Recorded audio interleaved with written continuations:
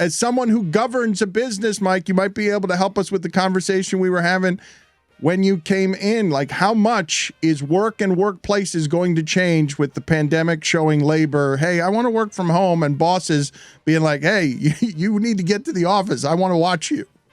Well, this is my personal huge fear, is that in a number of different industries, businesses are going to use the pandemic to say, hey, we don't need to pay for office space. We don't need to pay for supplies and lunches and coffee. Why don't you all work from home? It's happening in Hollywood, certainly, and it's happening in a lot of other places too. I really feel like this is a massive opportunity. The way that a lot of businesses see it is an opportunity for the further exploitation of the American workforce. So I don't want to check myself out of a grocery store, not because I don't trust myself like Stugotz, but because I think that the world needs jobs that are not automated, and I'm afraid that a lot of them are the rate of automation is going to accelerate greatly, and I don't think that's good for the world.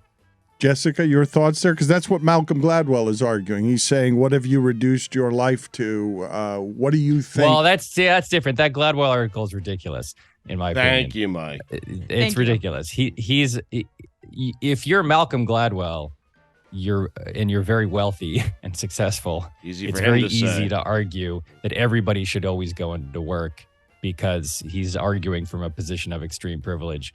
I don't agree with his approach to this. I don't think that he's saying what I'm saying. I think he has a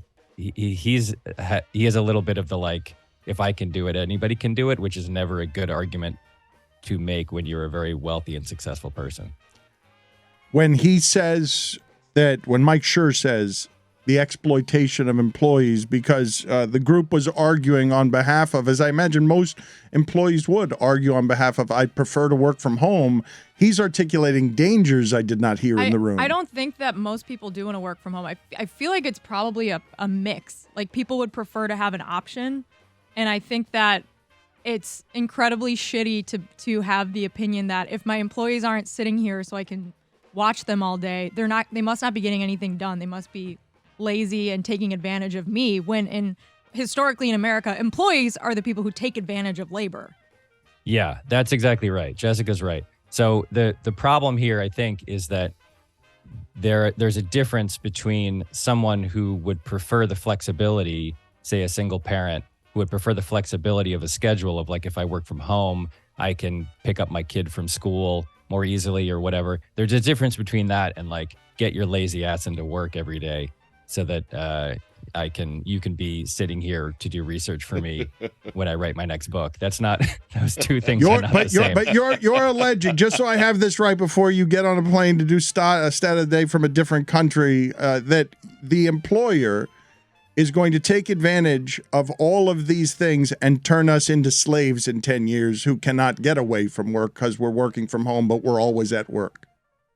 I wouldn't quite use the word slave, but I think that the history of capitalism would suggest that at any opportunity, people in management or ownership tend to find ways to better take advantage of people who are in the labor force.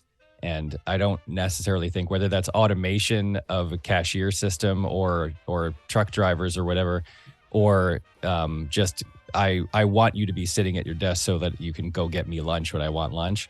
Those two things are not the reasons that we should, those are different reasons for why you should come into work. And I think generally speaking, flexibility is good, but conscription is not. Also, if you're going to get rid of your $200,000 month lease, like, invest that back into your employees, or, I don't know, do something with that money that's constructive. Like, we've taken so many things away from employees in the last few decades. Like, people don't get pensions nearly as much as they used to. You're not getting stock options if you work for a big company anymore. Your executives are likely getting 6-figure to 7-figure bonuses, but the actual employees don't get any of that. So maybe if you pay people more, they'll agree to come into work 5 days a week and not grumble about it, because they're not going to be spending their own money on their commute and gas and parking and everything that it costs to go into work every day. And I don't know. I think the solution to a lot of these problems is just, like, pay people well, and they won't complain as much.